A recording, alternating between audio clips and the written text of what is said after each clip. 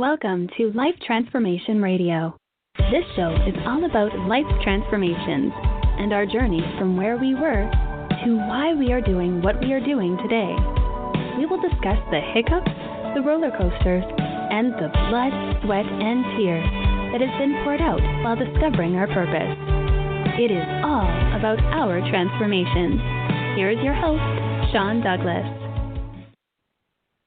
Good morning, good afternoon, and good evening. Welcome to another episode of Life Transformation Radio. I am your host, Master Resilience Implementer, TEDx speaker, business positioning strategist, and international best-selling author, Sean Douglas. This show is currently heard in over 90 countries. So whether it's your first time joining us or you've been listening to us for some time, I want to thank you to those who are listening from around the world. Life Transformation Radio is all about our transformation. Here is where we tell the stories of why we're doing what we're doing, highlighting that transformational moment that changed our lives and how we use it to then transform others and elevate their lives as well. You can listen to us live right here on the Blog Talk Radio Network, Tuesday through Friday, 5:30 p.m. Eastern Time. Just go to www.blogtalkradio.com/Life Transformation Radio. Go ahead and join us live. You can also join our Facebook group, Life Transformation Radio Community, and never miss an episode by subscribing where you listen to podcasts. Life Transformation Radio can be heard on Apple Podcasts, Stitcher, Spreaker, Spotify, TuneIn, Player FM, Radio Public, Overcast, CastBox, Himalaya app, Google Podcasts, Pandora, and we are available on YouTube by searching Life Transformation Radio on YouTube. While you're there, go ahead and rate and review the show on Apple Podcasts or wherever you listen to the show. On the show, my guests are entrepreneurs, speakers, business owners, coaches, podcasters, authors, and other amazing human beings having an impact in the world around them. And my guest today has done exactly that. If you have any questions for any of the guests that I bring on the show during our live broadcast, Tuesday through Friday, 5:30 p.m. Eastern Time, go ahead and give us a call at 657-383-1109. Again, the number is 657-383-1109. And with that, please help me welcome my amazing guest for today. Hey, man, welcome to the show. Sean, thank you so much, man. I'm excited to be here. Dude, I'm super pumped to have you on the show, man. I haven't had very many former or current NFL athletes. I think I've had like 2 out of like 448 episodes or whatever. So it's super cool, man, to see kind of the transition from that high-paced, intense athlete realm to what you're doing now, man. I love hearing the journey. Yeah, absolutely. And I suppose the entrepreneur route is another element of that high-tempo, fast-paced lifestyle. So it was one transition to another, just some may say opposites in their nature. Yeah, oh yeah, definitely, man. You go from like high-intensity, hitting people to emotional intelligence, which is all about like interpersonal problem solving. Like in one aspect you hit people, in another aspect you talk out your problems. So yeah, man, I love it. Yeah, absolutely. So before I start, man, I don't want to like butcher your name, man, so pronounce your name. Keyan Loggy. Okay, so I got the Keyan part. I was cool there. I was going to say, you probably get Lodge or Lage, probably a lot. Yeah, I get D, all of the above, man. It's a very difficult name to pronounce. Man. So yeah, Loggy. I wasn't even gonna attempt it, but So here we go, man. This show is about emotional intelligence for world-class leaders. Keyan Loggy is a former NFL athlete turned emotional intelligence coach for world-class leaders.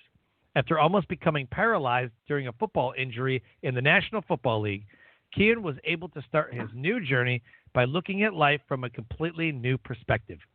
He dove headfirst into understanding what it actually means to live a life of fulfillment while achieving success along the way. Since making that decision, Keyan has personally worked with over 300 people on creating a healthy relationship with themselves so that they are able to escape the rat race of the achievement loop and step inside a place of achieving massive success, impact, and money from a place of ease.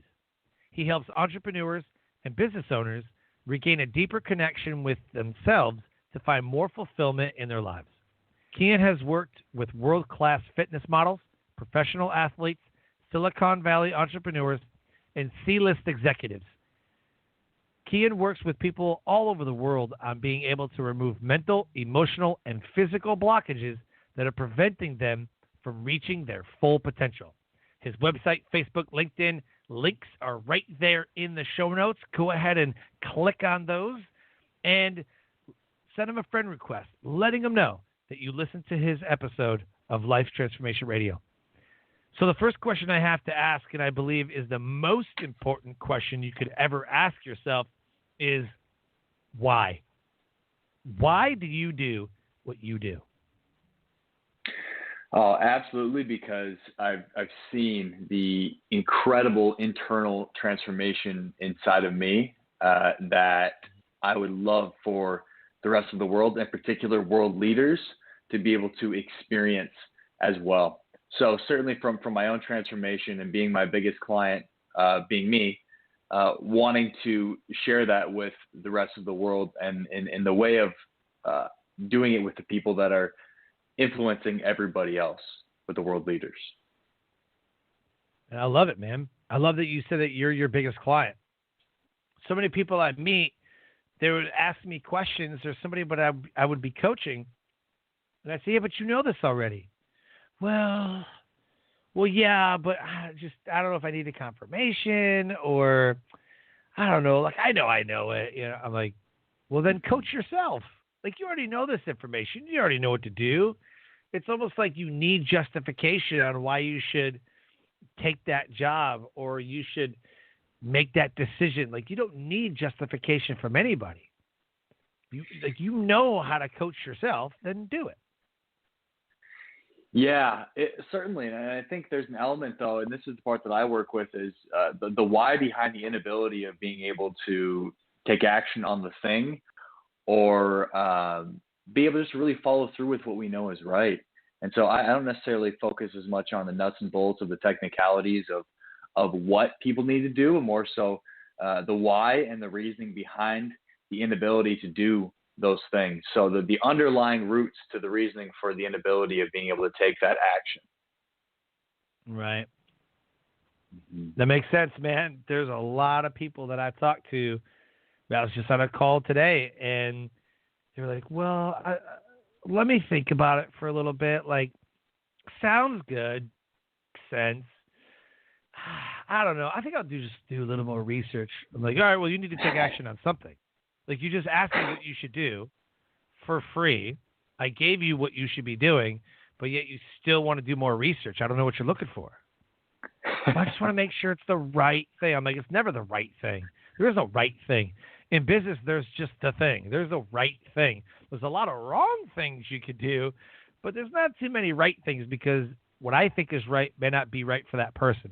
What's right for me isn't right for you, isn't right for the next person. But there is things that you could be doing, positive things that you could be doing. I don't know, man. I don't know what people are looking for.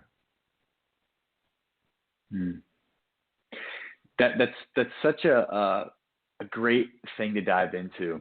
And I think that's a huge problem in the entrepreneur space, especially with people trying to figure out who they want to serve and what they want to deliver. And what I've found in working with a few other coaches, being my clients, and even for myself, is when I've been able to step into the place of what do I want, how do I want to deliver it, and who do I really feel good about serving, it's allowed me to get way more clear and way more inspired to go towards that. And I think that way of being, that idea of like, how do I do this thing to cater to the people that want what I have, instead of making it about ourselves, be able to tap into like this inner sense of knowing of, okay, this is how I want to deliver it. This is what feels best to me. And going all in on that, I feel like causes a lot of inaction. But then again, it's difficult to be able to tap into that place if we don't really know ourselves in the first place. So the inspiration comes from the internal space of knowing this is what I want. I feel like that's that deep inner drive, because as humans, I think we're selfish as fuck by nature, to be honest with you. So making it about anybody else besides ourselves makes it eventually lacking motivation. I don't think there's any longevity behind making things about other people really in the long run. So yeah, I think it all comes down to us as humans being able to know ourselves, I could expand more on that in a way that we're able to tap into our inner sense of inspiration inside of us. I don't like to say intuition. That sounds too mystical for me. The inner sense of inspiration that really pushes us towards what feels good to us, allowing that to be our guide. And but it's difficult to do if we don't really have an idea of who we are, if we've been living our lives trying to cater to other people. Yeah, I always ask a lot of people, like who are you at your core? Like, what does that look like? So I ask you, it's a great question. Yeah, who are you at your core? That's an incredible question, and this is what I've done. Is I've allowed myself to do the opposite and be the opposite of everything that I thought I once was. From how I handle everyday interactions when I see somebody on the street to how I approach religion. I gave myself permission to let go of everything that I thought I once was and really shatter that thing that I thought I was. Because I think most people walk around thinking that they have some element of free will, when in reality, we're just a byproduct of our upbringing, right? Where our programming, it's already instilled in us, thinking that we're making these autonomous decisions when we're actually not. So the first step is being able to let go of who we believe we once were. And that's one of the scariest parts that causes us to have to shatter a lot of our identity. And there's a lot of instability that can come from that. But that's really the biggest thing. And what I've been able to do is I've let myself do that and try things and really first establish what I'm not and what I don't want to be and what I don't want to be involved with. And it's sort of a process of elimination for me, with trying a lot of different things and expanding myself outside of the realms of things that I've always known to be true in my Midwestern South Dakota way of thinking and being, and allowing myself to just to gravitate towards different things that I'm inspired to do, and finding true identification in any of it. It hasn't really served me. It's caused me to have to attach to things, not allow me to continue to grow. So much learning in that, man. I love it. There's so many times where, and I think you felt this way too, man. You think you got it all together. We're like, oh, this is going to work out great. It's going to be amazing. It's going to be awesome. And then there was one thing we missed or two things we missed, and maybe it didn't turn out exactly like we thought, but maybe it turned out very different, but was for the better. Or, we're going into a situation like, yep, got it, nailed it. We're going to make this thing happen. And then it doesn't. And then it really tests you. Test your resilience, test your toughness mentally, emotionally. So that's why I love emotional intelligence, man. It really speaks to the heart of how you handle and interpret every single situation. And emotional intelligence really, I think, needs to be taught to kids, man. You covered a lot of points there that I think that if we ask kids the same thing, they wouldn't know either. But turning it around and saying, well, who do you not want to be? I think if you started with who you are not or what you don't want, I think would be a much longer list than who you want to be or who you want to become. I had a conversation with somebody, one of my coach friends, and we were talking about kids and with, the virtual school, 2 years ago, year ago, even in 2019, we were like, hey, man, this screen time's crazy, man. Kids are always on the screen. The screen time's crazy. Now, one person has complained about children's screen time. It's not even a topic of discussion anymore because of all the virtual school. So in 2019, screen time was a problem, but in 2020, it's okay. 2021, here we are, still doing, still doing virtual school. Like I guess screen time doesn't matter.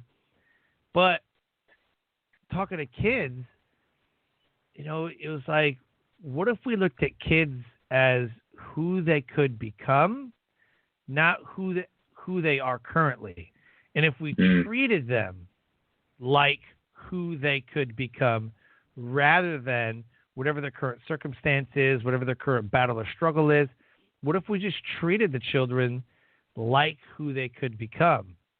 Maybe they would flourish. Like, ooh, good emotional intelligence. Yeah. for sure, 100%, Sean. But here's the thing, man. It's difficult for people in the position that would be the ones looking at the children in that way to look at the children that way when they're incapable of looking at themselves that way. Okay, and so having a child is a huge responsibility that I feel like a lot of people don't that take for granted, in the sense that we project all of our shit onto our children. I'm not saying that there's a point where we're automatically be perfect, where we no longer have any shit that we have to deal with and process, but there is an element of being able to live your life in a way that you feel proud of and that makes you feel good, and in a way that you gave yourself permission to live the way that you wanted to live before you had children. But that's not the case a lot, and so you're asking people that are incapable of seeing their own potential to see potential in children. And no matter what, as parents, as people, no matter what we say to kids, ultimately what they're going to do is they're always going to feel and really take in their actions, right? And so no matter what we say to a kid, they might hear it, but what kids actually do is they feel at really high levels.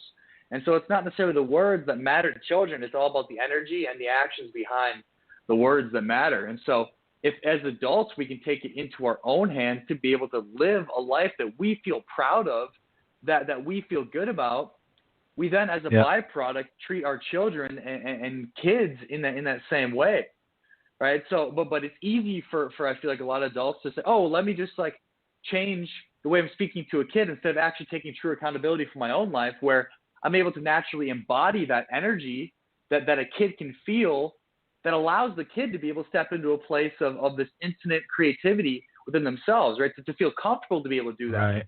Because a lot of parents are in positions emotionally where they can't even handle themselves. So the children have to step up and be emotionally responsible for their parents, okay? Yeah. Allowing them to never get to be able to be children and live in this expansive place of infinite possibility, because they're too busy trying to make sure emotionally that their parents are okay or everybody around them is okay, instead of being able to step into that place of, whoa, this whole world is out here. I'm emotionally able just to be a kid, and now I'm able to acknowledge and see all this infinite possibility. But if I'm a kid and my parents are emotionally unstable, I don't have a chance, no matter what my parents say to me. Right. Yeah, man, definitely. Thank you for the insight, man. I didn't think it was going to go there. I love it, man. I love it. I love how your mind works. So the transformational moment, I think, is the most important moment of anyone's life. If we always stay in the same place, we always stay in the comfort zone, then we don't grow. If we don't grow, we die. So for you, what is a transformational moment that changed you and put you on the path to what you're doing today? I mean, it has to be the moment that was the moment before I was told I'd never be able to play football again. And that moment was a feeling of, this is it. This is what it feels like to accomplish my lifelong dream of playing in the NFL. And that was the feeling that I had shortly after I started watching practice before I went and got my physical in Kansas City to eventually tell me that I'd never be able to play again due to a neck injury that I had. So in that moment, at the age of 22, I was able to come to terms with this idea that, wow, nothing that I accomplish is going to bring me the level of fulfillment that I'm really looking for in my life. And I'm very thankful that I was able to do that, because I feel like a lot of people, they either never reach that point of achieving their lifelong dream, or by the time they get there, they've already wasted a lot of life thinking that the accomplishment is going to bring them a certain feeling that they never end up getting, leading down the rabbit hole of achievement. And and that's where, for me, man, I'm like, yo, I have this information. I know this, and I've been able to live in the space of understanding at the emotional level that nothing that I accomplish is going to bring me fulfillment. So being able to step fully into this place of, okay, well, what is that? What does that look like? I think that moment for me, man, was incredible, and really set the tone for me moving forward, and how I'm living my life and how I'm choosing to go about it. I love it, man. I think there's so much learning in our failures. I think there's so much learning in our transformational moments. And even though we go through a lot of them over the course of a lifetime, I feel like if we just bypass these moments, if we just glaze over the moment where you thought you were going to do this one thing, circumstances happened, and then it took on a whole new life, I feel like we miss the glory of the transformational moment. Would you agree? Yeah. I mean, certainly, and for somebody like me, who's a very good pivoter by nature, of being able to go from one thing to another, I would say I'm very fluid in that way, and really maybe not allowing myself to experience the magnitude of that transition emotionally. And I feel like that's a relatively common thing in very masculine individuals, is quick pivots and transitions when there is something very emotional that comes up or arises. And spending more time in that space, I mean, I'm still processing some emotional stuff from football. And that's where a big part of the people that I work with now tend to be people that are dominated by their masculine, and being able to go back and really feel for themselves, which is what I reverted to earlier with a lot of the high achievers and high performers and world leaders, are people that emotionally had to step up when their parents were not capable, which is why and how they're able to take on this way of being that allows them to achieve at such a high level, because they took on massive responsibility very young, where they learned how to be able to achieve at a high level, and learn that when they do achieve at a high level, they receive a lot of love.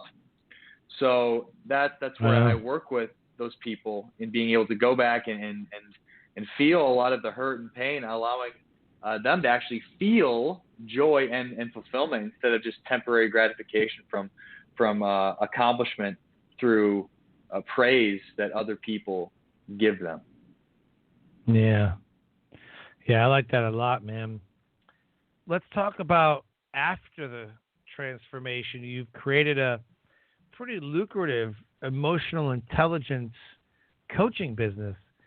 So for the listeners who may be new or don't really, they're not in the space, they don't really know, what is emotional intelligence to you? Emotional intelligence is being able to know ourselves in the highest capacity possible. And the next question might be, well, what does that mean? What does knowing that thyself mean? And it's a series of process of really, really understanding why we do the things that we do, and being able to, I don't want to say necessarily analyze, but get really aware of our habits and our patterns when certain triggers come up. And that's where I talked about at the beginning. A lot of people think they have an element of free will, but most people are actually running based off their programming, or I would say the adaptations they've taken on to survive in their environment at the highest capacity. But really being able to look at ourselves and to know, whoa, like I respond this way in this situation. I respond this way in this situation. Whoa, I have this tendency when my mom does this to respond in this way, or when somebody rejects me, I respond in this way. And being able to really go in and see the things that we do, and being able to make changes to that programming in a healthy way. So that's part number one. And part number two is going in and feeling a lot of our deep inner hurt, the parts of ourselves that we do such a good job at preventing ourselves from feeling and experiencing. And now we use addictive behavior a lot of the times to prevent ourselves from having to feel that. Whereas some people use some people use crack and porn and alcohol to not feel some of those deep rooted wounds inside of us. But other people get that use dopamine hit. Yep, right. But also, Sean, other people use achievement, right, and helping other people and religion to prevent ourselves from having to feel a certain level of our own hurt and pain. And so I believe that is the number one thing for us with being able to live the life that we truly want to live to the highest capacity, is being able to go in and see our deepest, darkest sides of ourselves that we are so afraid to confront, and being able to make love to that darkness, or those parts of ourselves that we fight so hard to not confront. Nailed it. Man, I love it. I watched a video one time, it was a Goalcast video, and guy was talking about emotional intelligence, and he was talking about how he was aware that, like, his dad was a hard worker. His dad derived value from the fruits of his labor, while the son pursued acceptance from his father because he wanted to be good at his dad set such a high bar, such a high pedestal, that he would ask him, like, are you proud of me now? And he's like, for what? And then I guess on his deathbed, he says, hey, Dad, I'm a multi-millionaire, and, I paid off your house and your farm, and, it'll be in the family forever. And, I'm debt free, and I'm a millionaire, and I've started and created all these businesses. Like, are you proud of me now? And Dad's like, for what? So everything he did was in pursuit of somebody else's value of what they thought about him. And he yearned for the acceptance of a family member. And I was like, man, like, so many people live that way. And when he talked about, like, achievement as a way to become somebody, to be accepted, to, they use achievement to be liked, if you will, or to mask a certain pain and hurt. And, once I achieve this, man, everything's going to fall into place. It's going to be amazing. I thought that way about my TEDx talk. I spoke in 2017. I said, man, this is the Super Bowl of speaking. If I could just get on that stage, man, I'm going to be somebody. Man, I'm gonna nail this thing, and everyone's going to know who I am. And then none of that happened. I don't have $1 million. I'm not a well-known, Tony Robbins to me is a well-known speaker. Everybody knows who Tony Robbins is. Not that many people know who I am. So I'm okay with that. I've got my 1,000 true fans. I've got my community, and that makes me happy. But in the context that you use it, I was like, man, how many people do that all the time? They use achievement to mask things, or to hey, look at me, now do you like me? Now do you accept me? And being emotionally aware of what drives us. I think if we stopped and paused and was like, why do we do it? That's why I asked my first question, man. Why do you do what you do? Like, why? What is your purpose? Why do you do what you do? Because although my wife says, holy cow, you're on the computer a lot. Oh, my gosh, you're on another coaching call. Geez, you're always on your phone talking to somebody, or you're always creating something for somebody. You're on all this client work, and I outsource to my team members, and I say, hey, I need this done, I need this done. So I'm running things, right? In my mind, I'm like, well, yeah, because it's a means to an end. Like, I run businesses because I want to do my own thing and get my message to the world and help and serve people. She looks at it as, well, you're on your phone and computer all the time because you like business and you like making money. Well, yeah, but the business makes money so that we can survive. It'd be no different if I was working 12 hours at a job. Mm-hmm. But in my mind, I'm doing it because this is how I want to provide for my family, and I'm doing it for them. When she looks at it as I'm doing it for me. So there's that. So there's little dynamic, there's little dynamic. Yeah, certainly. And I guess the question I would have for you is, what would be wrong if you were doing it for yourself? I've always been taught to not be self-serving. If you do something self-serving, it doesn't serve anybody. But if you do something that serves other people, the value of that would serve all of your self-interests.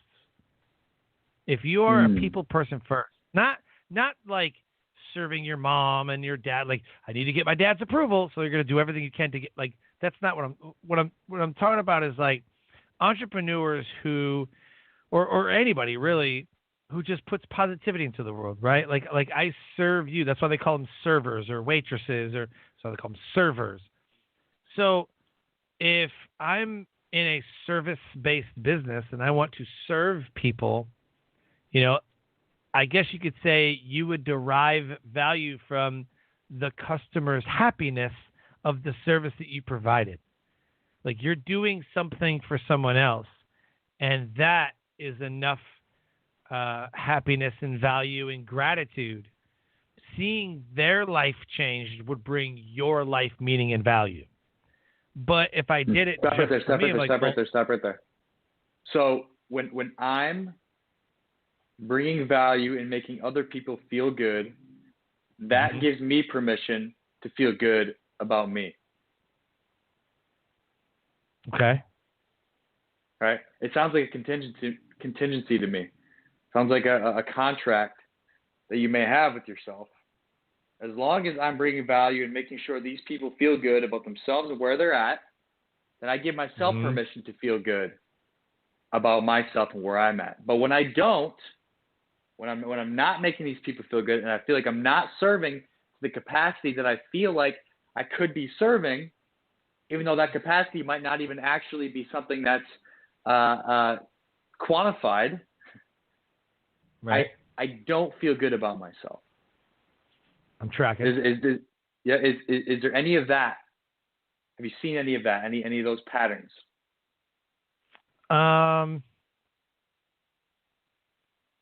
You talk about me specifically? Mm-hmm. A lot of the times, I always feel good about myself, because like I know who I am at my core. I know I'm a decent human being. I'm a father, husband, military veteran, for 20 years. I'm all about serving. But there's never a time. Yeah, go ahead. Yeah. No, and you see how mental that was, right? A lot of permission, right? A lot of permission because I'm this, because I'm this, because I'm this, because I've done this, right? Then that means that at my core I feel good about me, right? Like go into kind of like a qualifying game with it. Well, because of this and because of this and because of this, I feel good about me. Right. You see that? So you're saying that's not good? That's not a good thing? It can be a relatively shaky foundation to stand on, right? So when I feel like I'm not fulfilling my role as a father, when I feel like I'm not fulfilling my role as a husband, when I feel like I'm not fulfilling my role in my working with my business, the people that I'm working with, then I don't have a solid foundation to stand on, and I don't feel good about me. That's me. Right there. Right? If I don't feel like I'm stepping up, if I don't feel like I'm providing, if I don't feel like I'm pulling my weight, like as a military member, as a team member, like, yeah, I definitely feel bad about myself. Ooh, and Sean, that's a lot of weight too, because you put a lot on you, right? You put a lot on you. The standards you have for yourself. Oh, I know that already. Right? You already I know set that. so many high expectations for myself. Oh my God, yeah. And Right? I fail. Yep. And here's the thing. So this is the part that we can get a little tripped up on, is when I do make it about other people, and when I do make it about making sure that I'm fulfilling my role in these areas, and if I'm not, I don't feel good about myself. What that leads to is, Yeah. are you ready? Yep. Negative feelings towards the people that I love and care about, and the things that I'm using to give myself permission to feel good about. Okay? So what's another name for that? Resentment. Okay?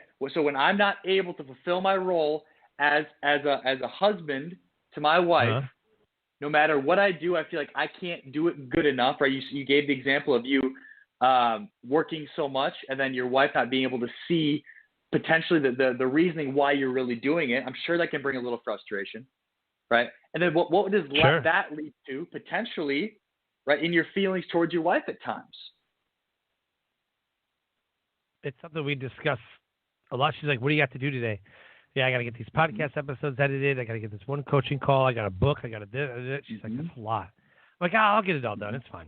I'll get it all done. And we've had to say, like, look, 8 o'clock, 8:30, like you're shutting it off. Like you're done. Like you'll work until 8:30 at night, and then it's done. It's family time. You're done. Right. So right here, Sean. So how does it feel to you to know that you're working your face off to not get the gratification that you feel like you should be receiving? How does that feel to you?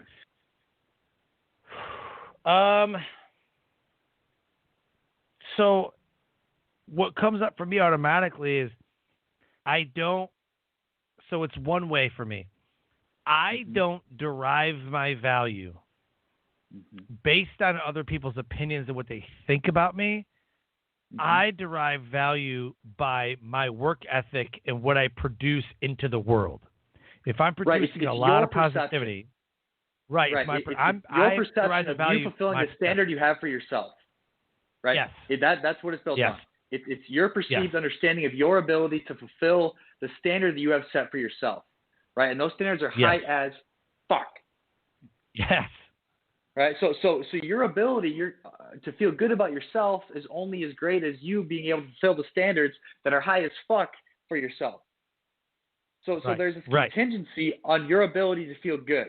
Okay. Now we as people we have a lot of those, right? We don't even realize them, right? But that right there can be the downside of making it about everybody else, of saying, hey, I do this for these people and these people and these people, and I derive my sense of feeling good off of me knowing that I'm doing this and this and this for these people, because it can lead to resentment and can lead us to resenting our spouses. It can lead us to resenting our children. It can lead us to resenting our business, right? And not because those things are actually really causing us issues, but solely because we feel like we can't meet the expectation of what we feel like needs to be done for us to be successful in those areas.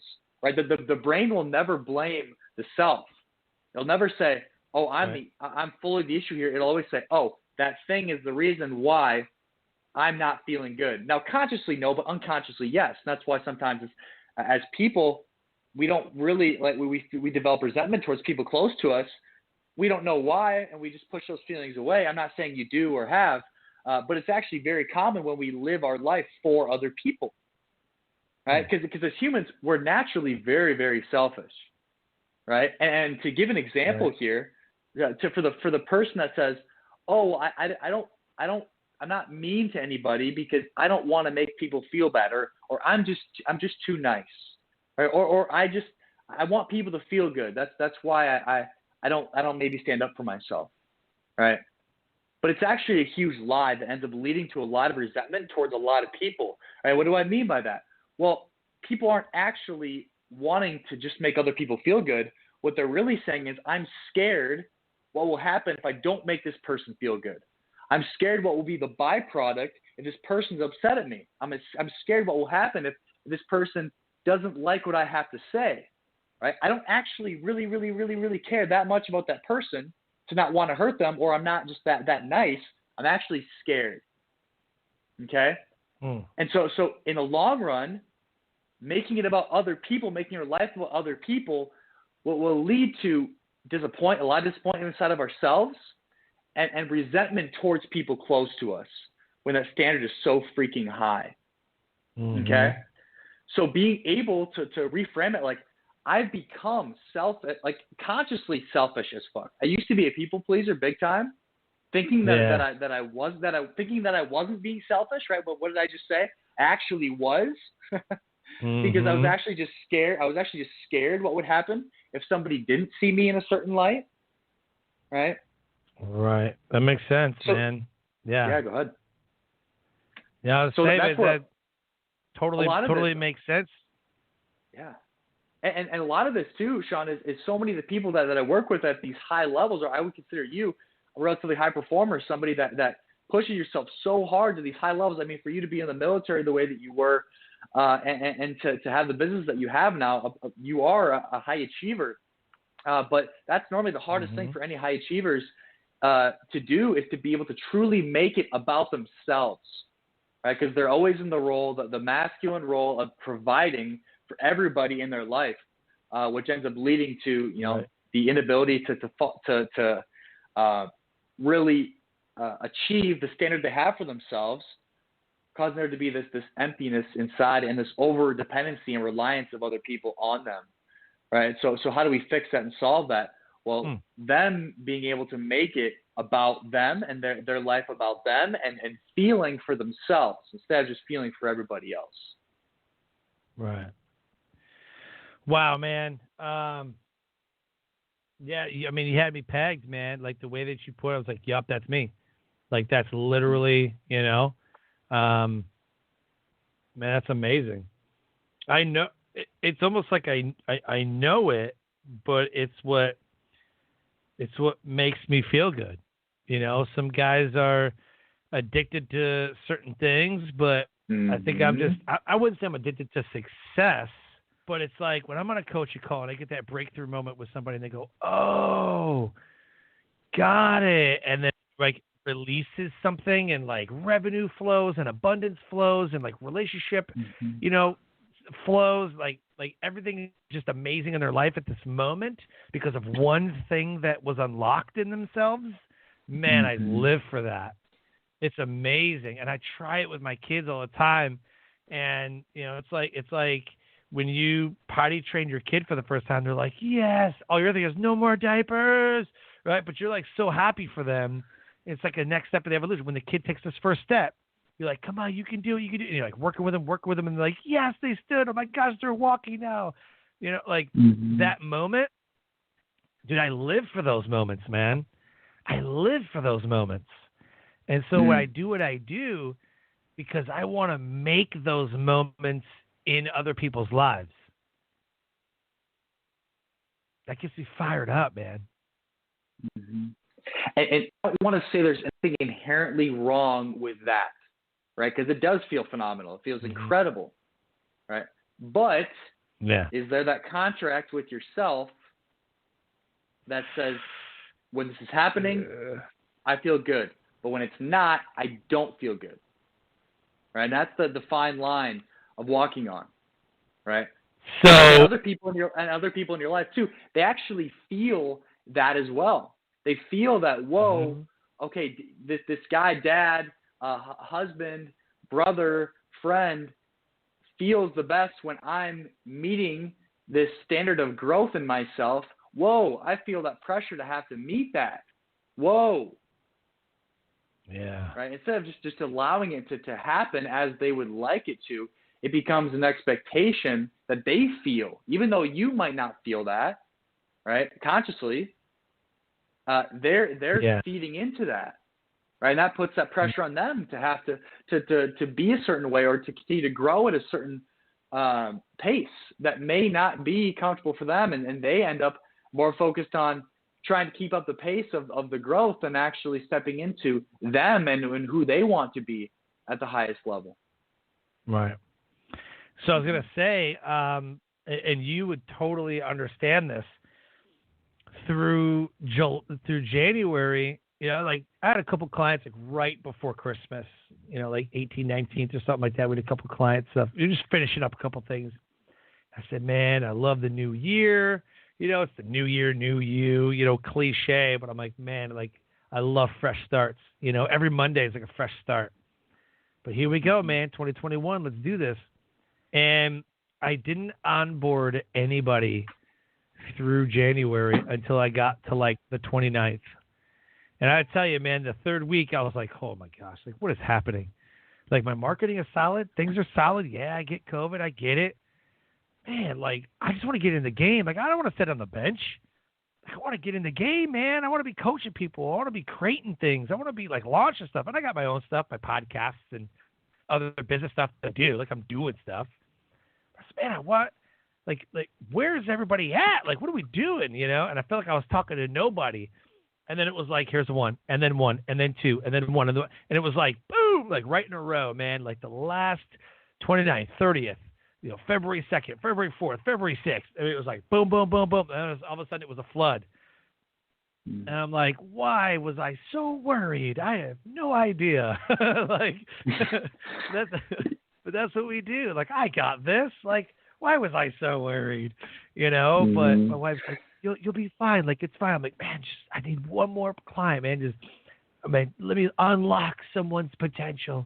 Like. Yeah, and Sean, this is what I would say right here, man. When we're addicted to needing that high, it causes us to not maybe see what the universe is trying to show us during that time when things aren't there.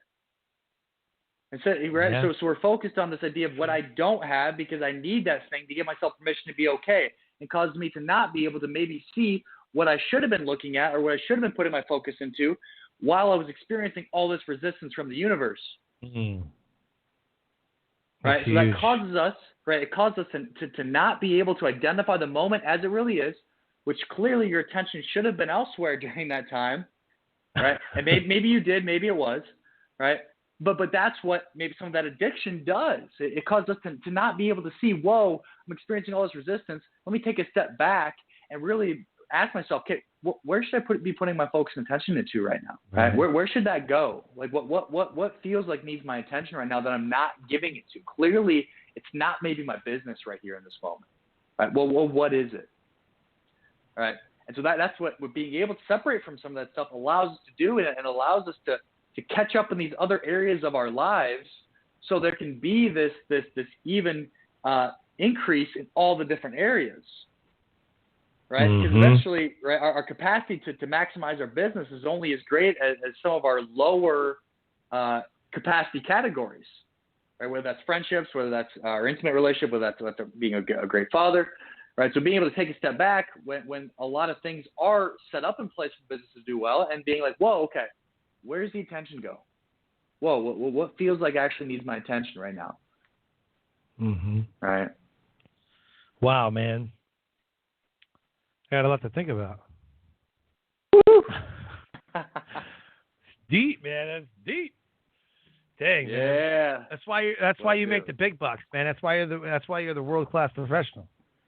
Yeah, I'm the best in the world at what I do, man. It's man, it's crazy. Incredible. I love it, man. I love it. Hey, man, what I want to do is I want to give the listeners an opportunity to get a hold of you, man. So for the listeners listening, where do you want them to go to learn more about you?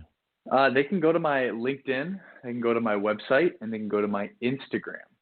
My LinkedIn, okay. I'm sure you'll put the spelling in the show notes, as we already established. It's a very difficult name to spell and pronounce. So you'll have that. I got the LinkedIn, then KeyanLoggy.com, and then Keyan.Loggy for my Instagram. Perfect.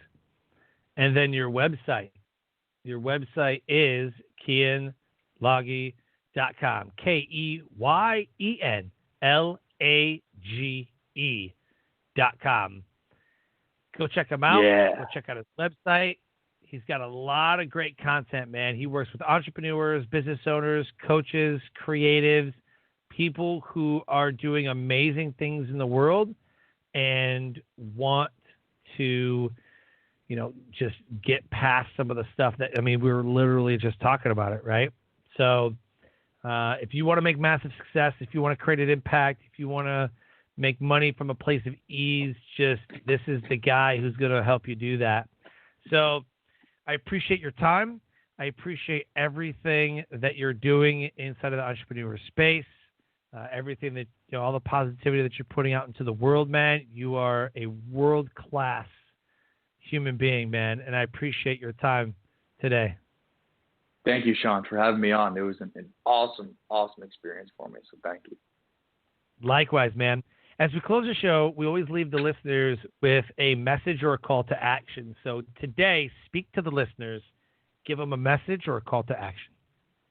Ooh, I love this. So in a world, right, in a world that says we have to have it figured out, we have to know exactly what we want with our life, we have to have the proper direction and know exactly the path that we think that we should take figured out, give yourself permission just to not have it figured out, right? Just give yourself permission to not have it figured out and to just follow that little voice that says, hey, just go do this thing. Hey, just go do this thing. Hey, just go do this thing, right? And through that will emerge a more clear path for us. But if you try to force your way into to thinking that you know exactly what you need and what you want without fully giving yourself permission to not know what you want, you may end up having a midlife crisis that you don't want to have, okay? So just give yourself permission. It's okay if you don't have it all figured out, and allow yourself to follow that. Love it. Love it, man. Again, thank you so much for your time, man. This has been absolutely incredible. Yeah, thank you, Sean. I agree entirely. Life Transformation Radio listeners, an amazing guest impacting the world around him. If any part of our conversation today with Keyan Loggy resonated with you, please reach out to him at KeyanLoggy.com. Go to Facebook, LinkedIn, Instagram, right there in the show notes. And as we close the show, I always say, live your brand. Find opportunities every day to live out the core values that you hold deep in your heart. I call this living your brand. Until next episode, live an amazing life.